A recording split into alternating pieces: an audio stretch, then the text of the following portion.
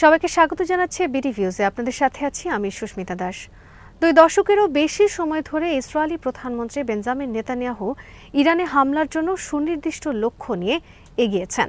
সেই লক্ষ্য বাস্তবায়নের লবিং করেছেন। ওয়াশিংটন থেকে জাতিসংঘ পর্যন্ত সব জায়গায় ভুয়া তথ্য তুলে ধরেছেন। এখন সেই সময়টি এসে গেছে। এই যুদ্ধে ইসরায়েল একা নয়, বরং তার পাশে রয়েছে মার্কিন যুক্তরাষ্ট্রের পূর্ণ সামরিক শক্তি। কিন্তু নেতানিয়াহুর দীর্ঘদিনের পরিকল্পনায় যে যুদ্ধ শুরু হয়েছে তা তিনি কতটা বাস্তবায়ন করতে পারবেন?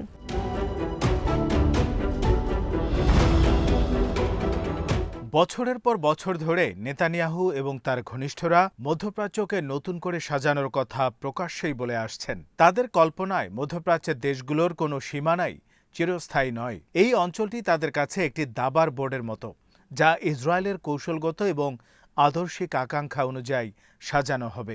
গ্রেটার ইসরায়েল বা বৃহত্তম ইসরায়েল নিয়ে এখন সর্বত্রই আলোচনা হচ্ছে। ইসরায়েল আজ শিয়া চরমপন্থা, কাল সুন্নি চরমপন্থার নামে মুসলিম দেশগুলোকে টার্গেট করছে, যার আসল লক্ষ্য হল বৃহত্তর ইসরায়েল গঠন করা। আমেরিকার সামরিক শক্তিকে সাথে নিয়ে নেতানিয়াহু বিশ্বাস করেন ইতিহাসকে জোর করে বদলে দেয়া সম্ভব।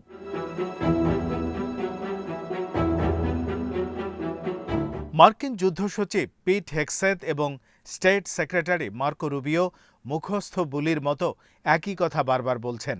ইরান একটি হুমকি, ইরানকে অবশ্যই থামাতে হবে।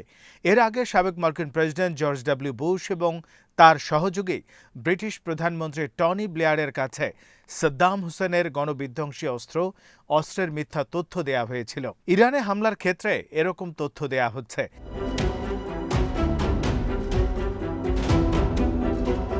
কয়েক দশকের মধ্যে এই প্রথম ইসরায়েল এবং মার্কিন যুক্তরাষ্ট্র একটি সুসংগঠিত সামরিক বাহিনীর মুখোমুখি হয়েছে। এই বাহিনী ধারাবাহিকতা বজায় রাখতে সক্ষম এমন একটি রাজনৈতিক ব্যবস্থার সাথে সম্পূর্ণভাবে একীভূত। এই যুদ্ধ শুরুর আগে ইরান নমনীয় অবস্থান নিয়েছিল। যখন কূটনীতিকরা সমঝোতার কথা বলছিলেন, তখন ভারত মহাসাগর এবং উপসাগরীয় জলসীমায় নীরবে মার্কিন রণতরীগুলো অবস্থান নিচ্ছিল। আলোচনার আড়ালে চলছিল সামরিক সমাবেশ। এই কৌশলটি ছিল খুবই পরিচিত। শান্তির কথা বলো, যুদ্ধের প্রস্তুতি নাও।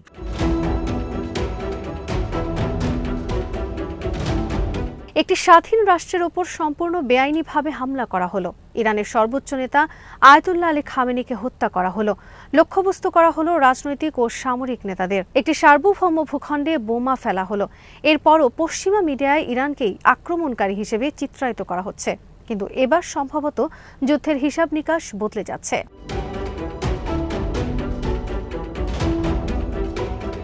কয়েক দশক ধরে ইসরায়েল তার অপরাজয় সামরিক শক্তির ভাবমূর্তি গড়ে তুলেছে। বারবার প্রথাগত যুদ্ধে আরব বাহিনীকে পরাজিত করেছে। কিন্তু এবার প্রথাগত যুদ্ধের বাইরে নতুন চ্যালেঞ্জে পড়েছে ইসরায়েল। ইসরায়েল সবসময় আরবদের যুদ্ধে পরাজিত করার জন্য গর্ব করে। বাস্তবতা হচ্ছে 1948 সালে কোনো সমন্বিত সার্বভৌম বা ঐক্যবদ্ধ আরব সামরিক শক্তি ছিল না।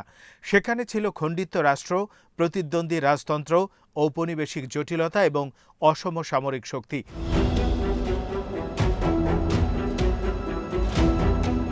ইসরায়েল কোনো সুসংগঠিত প্যান আরব বাহিনীকে পরাজিত করেনি, বরং আন্তর্জাতিক সমর্থন কাজে লাগিয়ে তারা এমন এক আরব বিশ্বে নিজেদের জাহির করেছিল যা তখনও ইউরোপীয় ঔপনিবেশিক কাঠামোর মধ্যে ছিল। 1967 সালে ইসরায়েলের চূড়ান্ত শ্রেষ্ঠত্ব এসেছিল একটি আগাম বিমান হামলার মাধ্যমে। কয়েক ঘন্টার মধ্যে মিশরের বিমান বাহিনীকে ভূমিতেই ধ্বংস করে দিয়েছিল। একবার আকাশপথে নিয়ন্ত্রণ প্রতিষ্ঠিত হওয়ার পর যুদ্ধের ফলাফল অনেকটা আগেই নির্ধারিত হয়ে যায়। সমানে সমান দুই বাহিনীর মধ্যে কোনো দীর্ঘস্থায়ী বা ভারসাম্যপূর্ণ লড়াই ছিল না, বরং তা ছিল পুরোদমে যুদ্ধ শুরু হওয়ার আগেই একটি দেশকে পঙ্গু করে দেওয়ার মতো মরণ কামড়।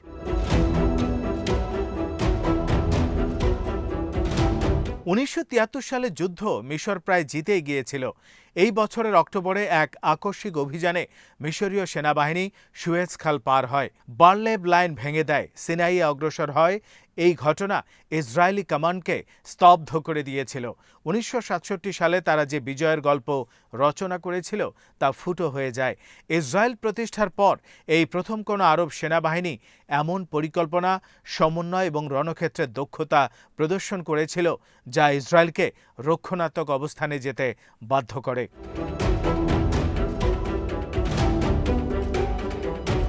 1973 সালের এই যুদ্ধে দ্রুত আকাশপথে মার্কিন সহায়তার মাধ্যমে ইসরায়েলের ক্ষয়ক্ষতি পূরণ করা হয়। ফলে যুদ্ধের ভারসাম্য আবারও বদলে যায়। মিশরের প্রেসিডেন্ট আনোয়ার সাদাত ওয়াশিংটনের দিকে ঝুঁকে পড়েন এবং সমঝোতায় আগ্রহী হয়ে ওঠেন। তিনি দ্রুত আলোচনার দিকে এগিয়ে যান। ক্যাম্প ডেভিড চুক্তির মাধ্যমে তার সমাপ্তি ঘটে।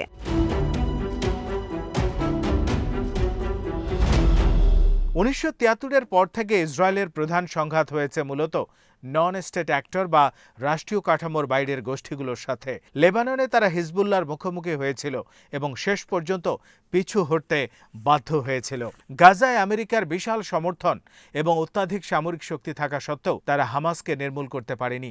জিম্মিদের উদ্ধার করা হয়েছে আলোচনার মাধ্যমে হওয়া চুক্তি করে, রণক্ষেত্রে কোনো বিজয়ের মাধ্যমে নয়। ইসরায়েল অভ্যস্ত হয়ে উঠেছে হামাস ও হিজবুল্লাহর মতো ছোট প্রতিপক্ষের উপর বিমান হামলা চালাতে।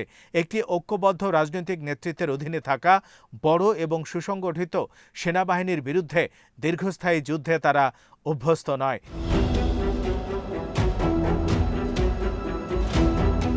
কিন্তু এবার ইসরায়েল সুসংবদ্ধ সামরিক বাহিনীর বিরুদ্ধে লড়ছে। ইরান কেবল ইসরায়েলের বিরুদ্ধে লড়ছে না, তারা এই অঞ্চলে আমেরিকার পুরো আধিপত্যবাদী ব্যবস্থার বিরুদ্ধে দাঁড়িয়ে গেছে। ইসরায়েলের মতো যুক্তরাষ্ট্র দুর্বল শক্তির বিরুদ্ধে লড়াই করেছে, শক্তিশালী কোনো দেশের সাথে নয়। ইরাক দীর্ঘদিনের নিষেধাজ্ঞার ফলে আগেই পঙ্গু এবং অন্তঃসারশূন্য হয়ে পড়েছিল। দেশটির সামরিক বাহিনী ছিল দুর্বল, অবকাঠামো ছিল বিধ্বস্ত। আফগানিস্তানে মার্কিন বাহিনীকে লড়তে হয়েছে বিদ্রোহীদের বিরুদ্ধে।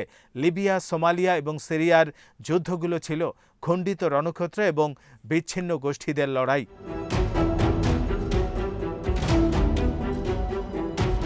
ওয়াশিংটন দুর্বল শাসন ব্যবস্থা বা প্রতিরোধ যোদ্ধাদের বিরুদ্ধে লড়াই করতে করতে অভ্যস্ত হয়ে গেছে। তাদের রণকৌশল সবার পরিচিত: দ্রুত হস্তক্ষেপ, অত্যাধিক শক্তির প্রয়োগ এবং বিজয়ের ঘোষণা। কিন্তু এবারের পরিস্থিতি একেবারে ভিন্ন। কয়েক দশকের মধ্যে এই প্রথম ইসরায়েল এবং যুক্তরাষ্ট্র একটি সুসংগঠিত সামরিক বাহিনীর মুখোমুখি হচ্ছে। ইরান 2003 সালের ইরাক নয়, এটি 2001 সালের আফগানিস্তানও নয়।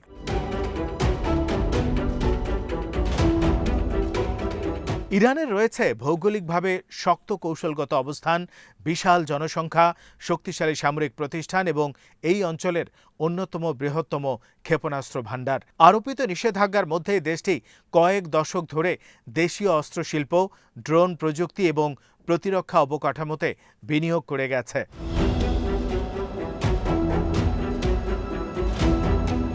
ইরান এমন একটি বিপ্লবের ফসল যা গভীর ঔপনিবেশী শাসক বিরোধী চেতনা থেকে জন্ম নেওয়া। জাতীয়তাবাদী আদর্শিকভাবে দৃঢ়, চরমভাবে স্বাধীনচেতা, তারা পশ্চিমা সমর্থিত রাজতন্ত্রকে উৎখাত করেছে। অবরুদ্ধ থেকেও তারা কয়েক দশক ধরে নিজেদের গড়ে তুলেছে। তারা নিজেরাই নিজেদের অস্ত্র তৈরি করে। ইরানের নেতৃত্বকে কেবল মোল্লাতন্ত্র বলে তুচ্ছ তাচ্ছিল্য করে উড়িয়ে দেওয়ার সুযোগ নেই।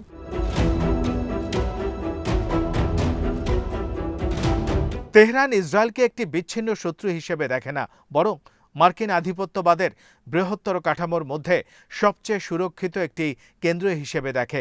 এই শক্তি শুধু তেল আবিবে সীমাবদ্ধ নয়, এটি সরাসরি বাহরাইন থেকে কুয়েত, সংযুক্ত আরব আমিরাত, ইরাক এবং তার বাইরেও ওয়াশিংটনের সামরিক শক্তি টিকিয়ে রাখা আমেরিকান ঘাঁটির নেটওয়ার্কের দিকে চলে গেছে।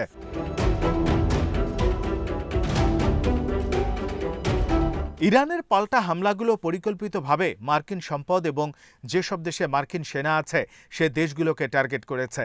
এ থেকে স্পষ্ট তেহরান তার শত্রুকে কেবল একটি একক সেনাবাহিনী হিসেবে দেখে না, আমেরিকান লজিস্টিক এবং সামরিক আধিপত্যের উপর ভিত্তি করে তৈরি একটি বৈশ্বিক কৌশলগত ব্যবস্থায় আঘাত করছে ইরান। ইরান কোনো প্রথাগত বা সমমানের সম্মুখ যুদ্ধে লিপ্ত নয়। এই যুদ্ধ ভিন্ন রকম কৌশল, উপসাগরীয় অঞ্চলের অবকাঠামো, জ্বালানি প্রবাহ এবং কৌশলগত সমুদ্রপথের জন্য হুমকি হয়ে দাঁড়িয়েছে। এই পথগুলোই বিশ্ব পুঁজিবাদ এবং ওয়াশিংটনকে সচল রাখা পেট্রোডলার ব্যবস্থার ভিত্তি।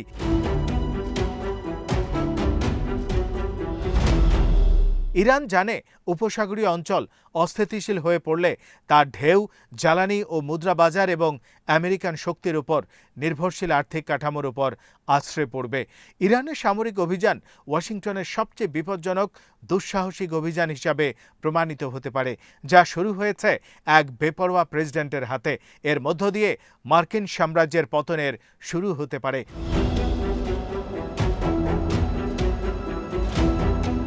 সাম্রাজ্যবাদীদের আত্মবিশ্বাস যখন তুঙ্গে থাকে, তখন তারা নিজেদের তৈরি করা মিথ বিশ্বাস করতে শুরু করে।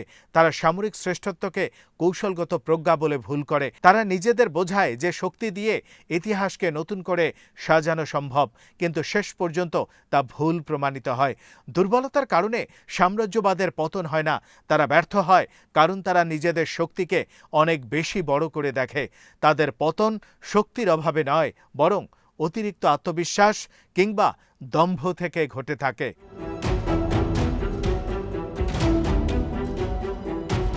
আজ এখানেই শেষ করছি। সবাই ভালো থাকুন, সুস্থ থাকুন আর দেখতে থাকুন বিডি ভিউজ। চ্যানেলটি ভালো লাগলে সাবস্ক্রাইব করুন। সংযুক্ত থাকুন আমাদের ফেসবুক পেজে।